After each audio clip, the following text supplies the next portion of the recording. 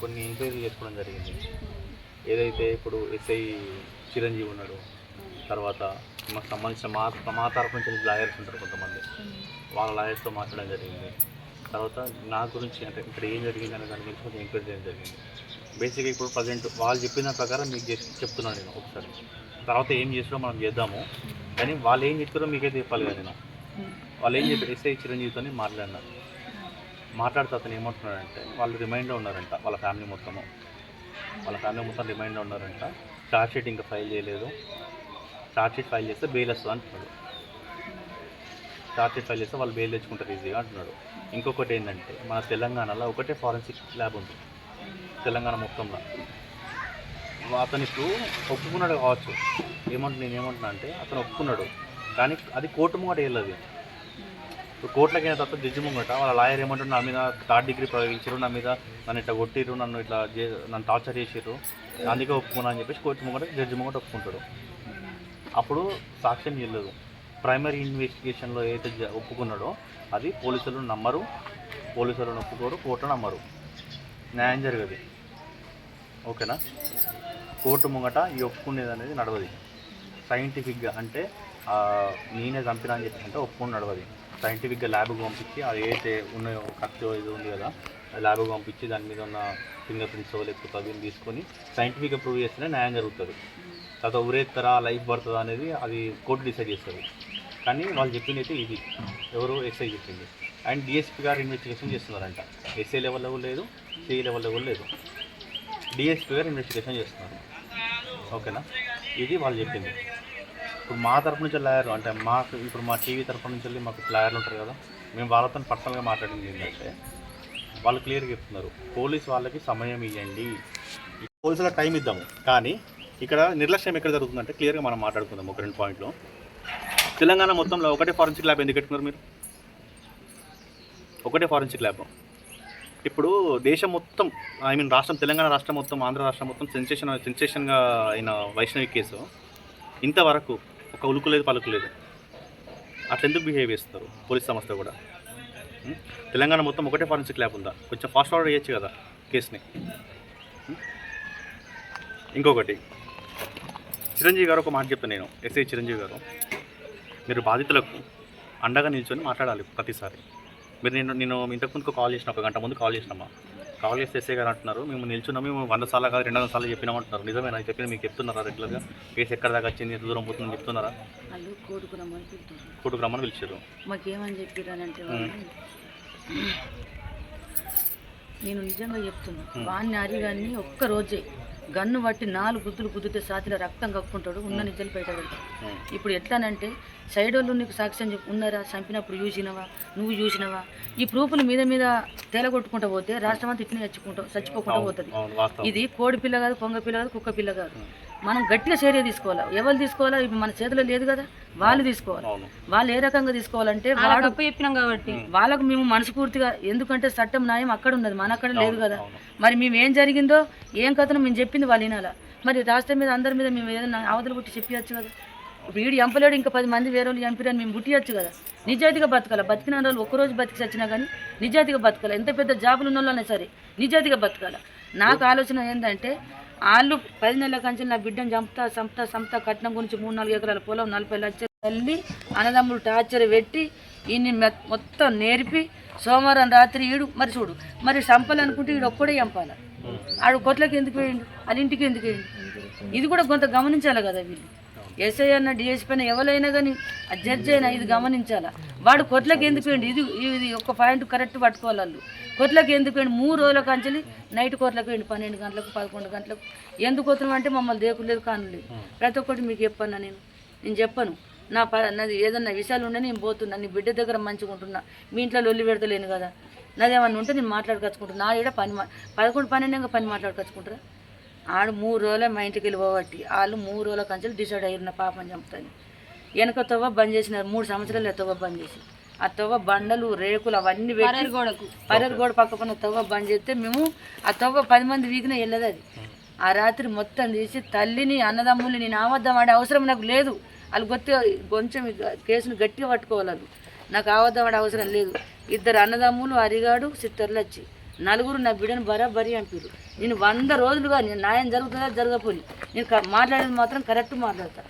4 వచ్చి నా బిడ్డని చంపారు. అమ్మ ఇప్పుడు నేను ఒకటి చెప్తున్నామ్మా, ఇప్పుడు మీరు ఏం కోరుకుంటారు? మీకు జస్టిస్ ఎట్లా, మీకు న్యాయం ఎట్లా కావాలి? అంటే ఒక్కరికి శిక్ష పడుతుంది అంటే ఏమన్నట్టు వాళ్ళు సార్లు అంటారు. ఒక్కరికి శిక్ష పడుతుంది, నువ్వు ఎక్కువ మాట్లాడితే వానికి కూడా శిక్ష పడదు అంటారు.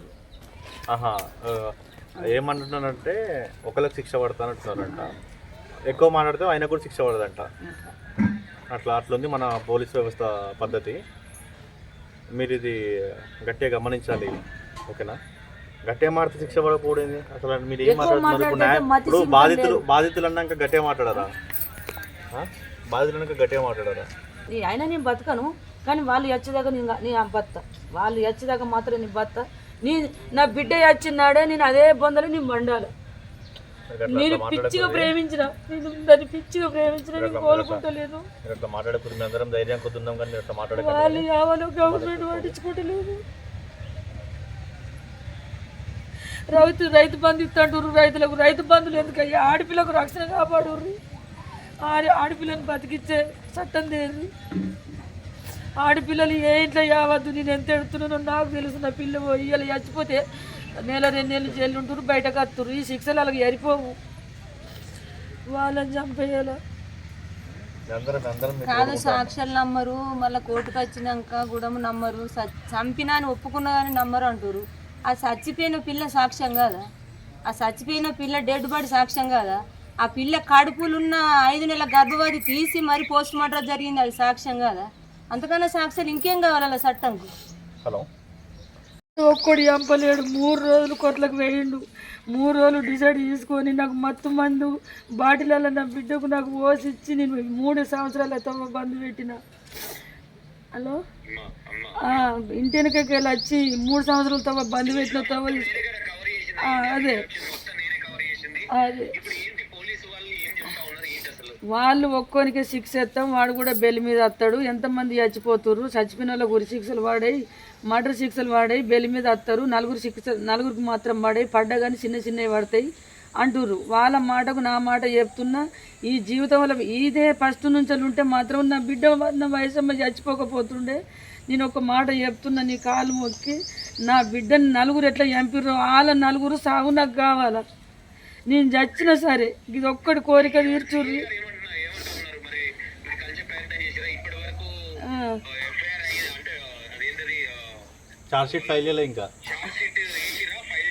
నేను కోటుకోతే చేస్తారట. నేను కోటుకోతలేను. కోటుకోమని నన్ను 10 సార్లు నా దగ్గర ఖర్చు లేపుతున్నాయి. నేను చచ్చుకుంటా బతున్నా. కోటుకు నేను వాళ్ళు రమ్మంటే నేను పోతా. వాళ్ళ మాట నేను కిందికి దియ్య. ఎందుకు దియ్య అంటే వాళ్ళు వచ్చినాడు నన్ను కోటుకు పిలాల. వాళ్ళు ఇప్పుడు నా బిడ్డ ఇలా చంపేసారు. వాళ్ళు ఇవ్వాలి అవ్వాలి అంతే. పోలీస్ స్టేషన్లో ఉండే హక్కు లేదు, జైల్లో ఉండే హక్కు లేదు. వాళ్ళు ఏడ భూమి మీద బతికి హక్కే లేదు. ఎందుకంటే ఇప్పుడు ఇవాళ రేపు పోని అని అందరు రిసే పెట్టుకుంటూ పోతురు చూడు. నేను చచ్చినా కానీ ఇది మ్యాటర్ రిసే పెట్టదని కాదు. మీ బలంతో, ఈ రాష్ట్రం అంతా బలంతో మీ పాదాల దగ్గర నేను ఉంటా. వాళ్ళ 4 ఉరి శిక్షణ నడి రోడ్డు మీద నలుగుడ గిదొక్క కోరిక నాకు తీర్చుర్రి. ఈ జీవితం వల్ల మీరు పెద్ద న్యాయం నాకు చేసినట్టే కడవ బిడ్డలు కూడా యావరు. ఈ న్యాయం చేసినాక నేను చచ్చిపోతా. న్యాయం చచ్చేదాకా మాత్రం నేను బతుకుంటా. పెద్ద అండమైంది నాకు.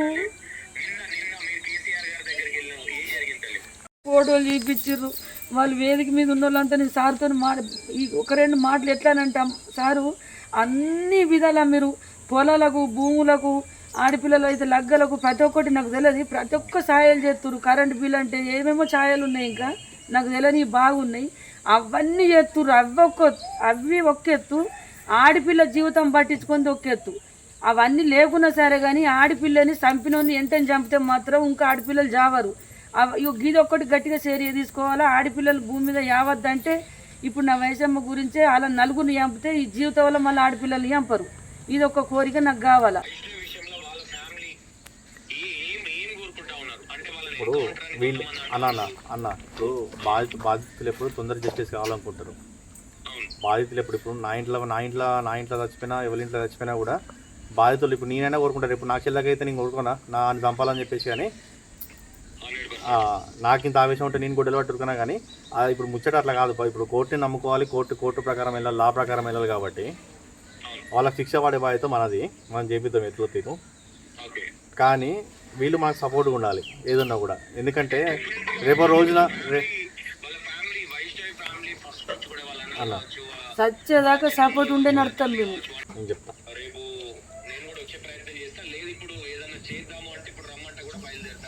ఇట్లా ఇంత మంచి సపోర్ట్ ఉందమ్మా మీకు. సంతోషాన్ని మీ వెనక ఎప్పుడు ఉంటాడు. సంతోషంతో పాటు మేము మీ వెనకలో నడుస్తాము. మీకు టెన్షన్ లేదు, మీకు న్యాయం జరిగేదాకా మేము ఉట్లాడుతూనే ఉంటాము. ఎన్ని రోజులు కానీ మీకు సపోర్ట్ లేకపోతే నేను బతుకుని భూమి మీద వాళ్ళు పిల్ల పానం బాయ్ తల్లి పానం అన్న కాపాడాలి కదా. అమ్మ నేనేమంటున్నా అంటే ఆ సంతోషాన్ని సాక్షి చెప్తున్నాను నేను. ఇప్పుడు మనం కొట్లాడదాం, మీతో పాటు నేను కొట్లాడతా, అన్న అందరం కొట్లాడదాం, న్యాయం తీసుకొద్దాం. ఇప్పుడు నేను గవర్నమెంట్ అయితే కాదు కదా నేను న్యాయం చేయడానికి, మనం కొట్లాడదాం. ఓకేనా? సంతోష్ అన్న కూడా ఉన్నాడు. సంతోష్ అన్న మీరు ఇప్పుడు ఫోన్ చేసి వెళ్తే ఇప్పుడు అత్తరట. మీరు ఎంత మంది అన్న మీ మీడియం మీరు నన్ను కాపాడడానికి, నా బిడ్డని కాపాడడానికి మీరు ఎంత మంది అన్నారు. నేను ఎన్ని జవాబులు అన్నా మీరు ఎట్లా చెప్పమంటే అట్లా చెప్తా. నేను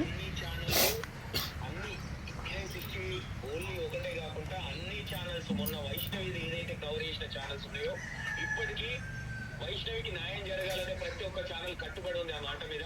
100% మీరు ఏ రోజైనా నాకు అన్యాయం జరిగింది, నాకు మీడియా సపోర్ట్ కావాలన్నప్పుడు 100% అన్ని ఛానళ్ళు మీ అండగా ఉంటాయని చెప్తా ఉన్నాను. ఇప్పుడు ఇన్ని ఛానళ్ళు అన్నా, ఇప్పుడు వైష్ణవి చనిపోయిన కాంచె నెల రోజుల ఇన్ని ఛానల్ వాడుతున్నాయి. ఇన్ని ఛానల్ ఇన్ని మీడియా ద్వారా మనం ఎన్నో మాటలు పంపిస్తున్నాం, న్యాయం జరగాలని పోరాడుతున్నాం. ప్రతి ఒక్కరు కోరుకుంటారు, రాష్ట్రాలే కోరుకుంటారు. మన పోరాటం ఇదే. వాళ్ళ మాట మాత్రం ఒకటే మాట మీద ఉంటున్నారు వాళ్ళు. మనం ఇంత చేసినా కానీ వాళ్ళకు మాత్రం ఎలాంటి సీమ కుట్టినట్టు కూడా లేదు చట్టం. అన్న మీరు పాసిబుల్ అయితే మనం ఒకసారి స్టేషన్కి పోయి మాట్లాడదాం అన్న. మరి అది పరిస్థితి ఏంది, ఇలా పట్టుకొని పోయి స్టేషన్కి పోయి మాట్లాడితే ఓకే. వెళ్ళాలంటే వెళ్తే మంచిగా కావాలి కదా సార్. మొత్తం పాడైపోయింది కదా, నడతలేదు వీటికి పట్టుకొచ్చింది కదా. ఇప్పుడు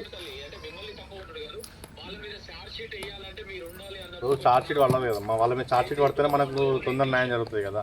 మనము ఎన్ని రోజులని ఇట్లా రిమైండ్లో పెట్టి ఎన్ని రోజులని మేపుతాం మనం కూడా. అయితే ఒకటి చెప్తున్నాం నేను, మీరేదైతే ఇంట్లోకి వసూలు తెచ్చుకుంటారో మనం కట్టే ట్యాక్స్తోనే వాళ్ళు ఇప్పుడు రిమైండ్ బతుకుతారు.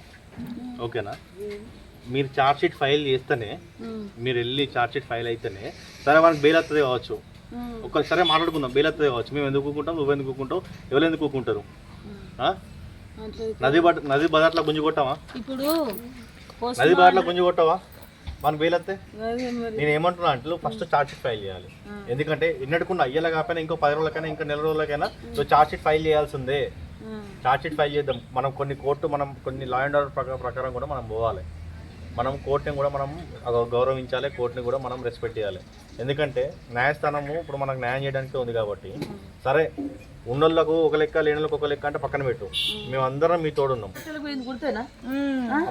అన్ని రాష్ట్రాల మందిలో సాగర్ నుంచి చెప్తున్నా అమ్మా, చేతిలో చెప్తున్నా, వైష్ణవి నా చెల్లె, న్యాయం జరగదాకా నేను కొట్లాడతా. నేను సంతోషాన్ని ఎంబడి ఉండి కొట్లాడతాము. మేము నువ్వు అట్లా మాట్లాడద్దు. నిన్ను తల్లి లేక అనుకున్నప్పుడు అట్లా కొట్లాడద్దు, నువ్వు అట్లా మాట్లాడద్దు. మేము కొట్లాడతాం, నీ తరఫున నేను కొట్లాడతాము, న్యాయం చేసేస్తాము. ఓకేనా? నేను కేటీఆర్ సార్ని కూడా నేను తొందరలో కల్పించే ప్రయత్నం చేస్తా. 100% నేను కల్పించే ప్రయత్నం నేను చేస్తా. ఆయన కొంచెం నిన్న సార్ ఢిల్లీ కొంచెం బిజీ ఉండి ఢిల్లీ పోయిందంట. నేను కూడా కనుక్కున్నా.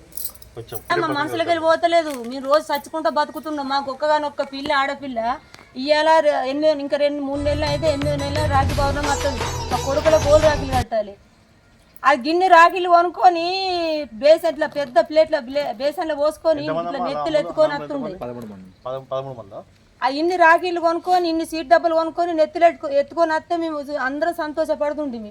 మా సంతోషం, మా సంబరాలు అన్ని గంగలు పెట్టి ఆడేమో జైలు నుండి మా బిడ్డనేమో మట్టిలో కలిపి బొంద పెట్టి అది బొందలు ఉంటే వాళ్ళేమో జైలు నుండి కడుపు నిండా తిండి తింటారా? అది న్యాయమా? ఆ చట్టంకు ఎట్లా న్యాయం అనిపిస్తుంది? వాళ్ళు అర్థం చేసుకోవాలి. అసలు గంత మంచి పిల్లని చంపిన దానికి వాళ్ళు ఎందుకు పట్టించుకుంటున్నారో నాకు అర్థమైతే లేదు. పానంకు పానం తీస్తేనే కరెక్ట్ అయిన న్యాయం అది.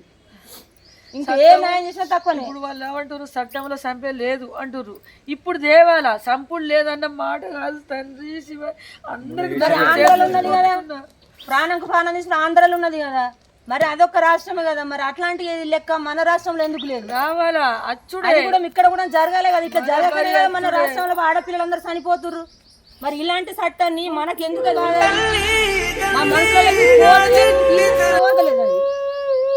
ఇంత కలకల చూడు.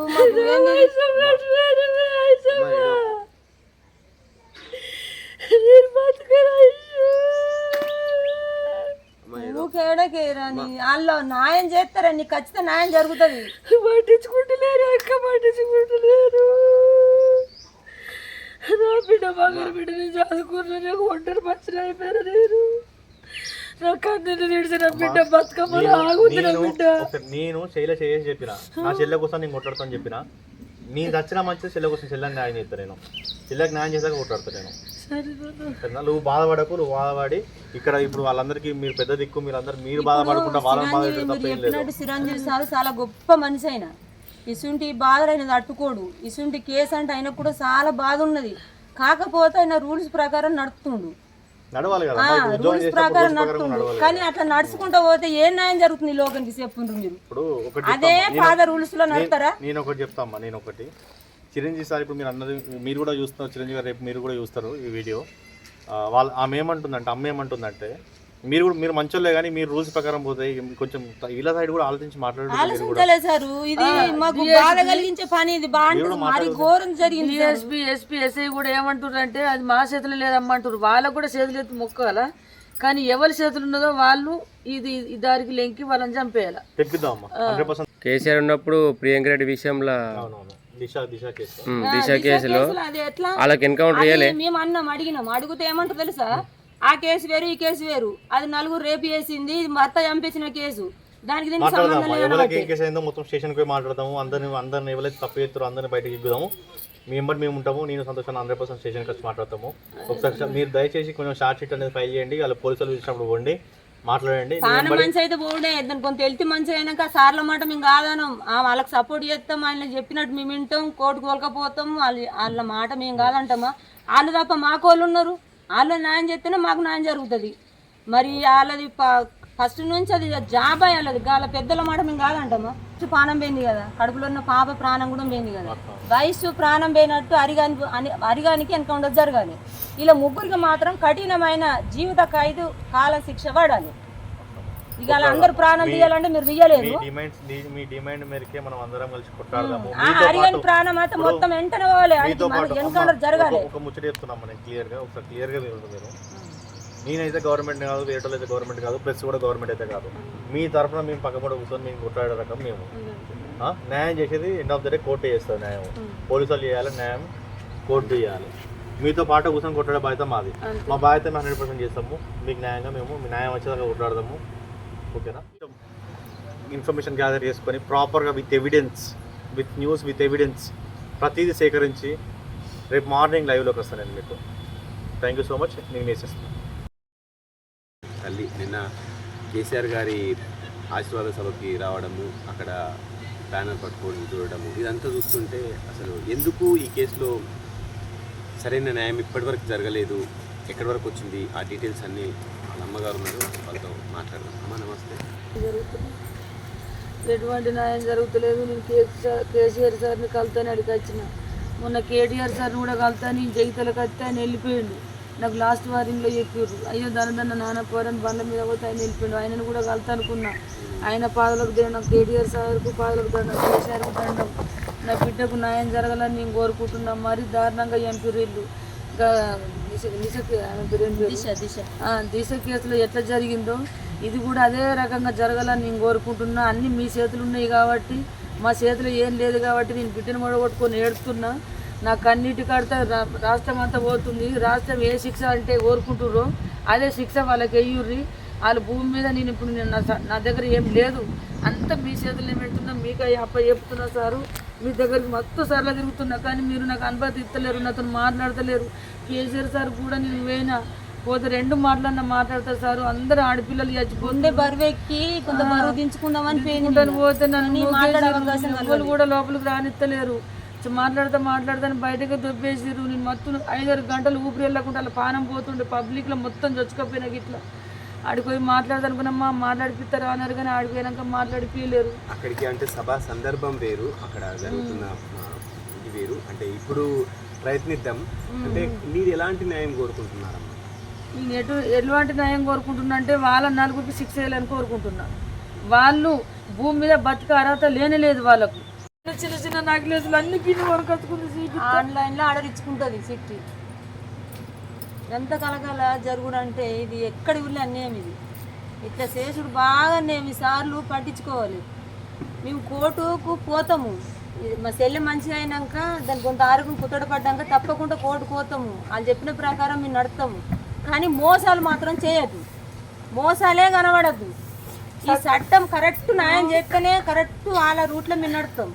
న్యాయం చేసి చట్టాన్ని అంటున్నాను బాధపడకూడదు. మొదటికి చెబుతున్నా, మొదట్లో ఏ పదవిలో ఏ మంత్రి ఉన్నాడో ఎవరు ఉన్నారో నాకు తెలియదు.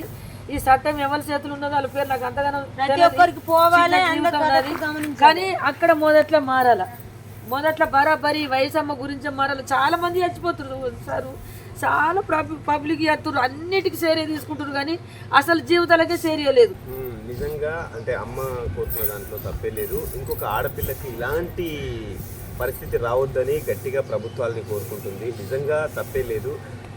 సత్వర పరిష్కారాలు గవర్నమెంట్ నుంచి సరైన న్యాయం రావాలని మనం కూడా కోరుకుందాం. ఎందుకంటే ఇంకొకరు ఇట్లాంటి కేసులు సంచలనం సృష్టించిన కేసుకే న్యాయం జరగకపోతే రోజుకొక కేసు, రోజుకొక దారుణాలు, రోజుకొక భ్రూణహత్యలు, రోజుకొక మర్డర్లు ఇలా జరుగుతున్న ఈ ప్రపంచంలో తల్లి నిలబడి ఇంకొక బిడ్డకి అన్యాయం జరగొద్దు అని కోరుకోవడంలో తప్పే లేదు. ఇది అంటే మీరు స్పెషల్గా కేటీఆర్ సార్ కానీ మిగతా ప్రభుత్వాలకు కానీ సార్ కానీ మీరు ఏం కోరుకుంటున్నారమ్మా? నాకు న్యాయం చేయాలి సార్. నాకు న్యాయం, నా బిడ్డకు న్యాయం, నాకు న్యాయం జరగాలంటే వాళ్ళకు జీవితాంతకాలం వాళ్ళు బతికే అర్హత లేదు. వాళ్ళకు శిక్ష వేయాలని కోరుకుంటున్నాను.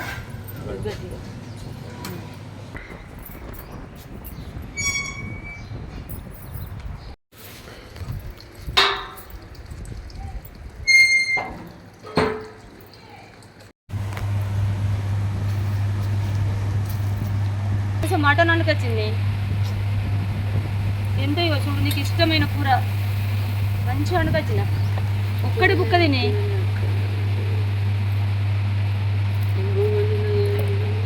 ఇంట్లో అందరు తినబెట్టినది ఇంట్లేదమ్మా.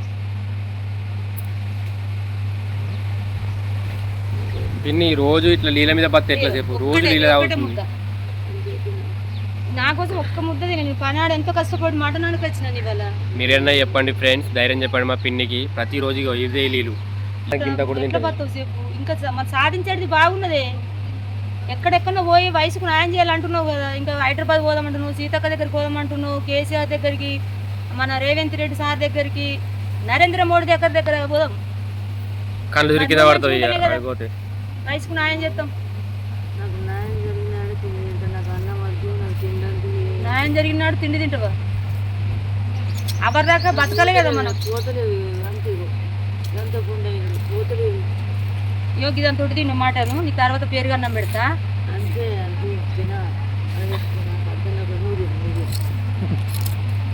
నేను రోజు తింటున్నా సర్లే బుక్కడు నువ్వే తింటలేవే.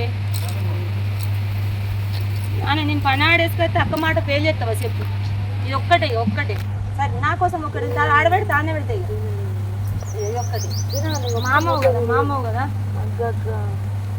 తినబెట్టలే ఇది ఒక్కటే నా చేతి ఏడుకోవాల్సిలే. మన పిల్ల మన ఇంటికి వస్తుంది. ఒక్కటే వైసమ్మ ముద్దు. సరేనా? వైసమ్మ ముద్ద అని తింటది. వైసమ్మ ముద్ద అని మా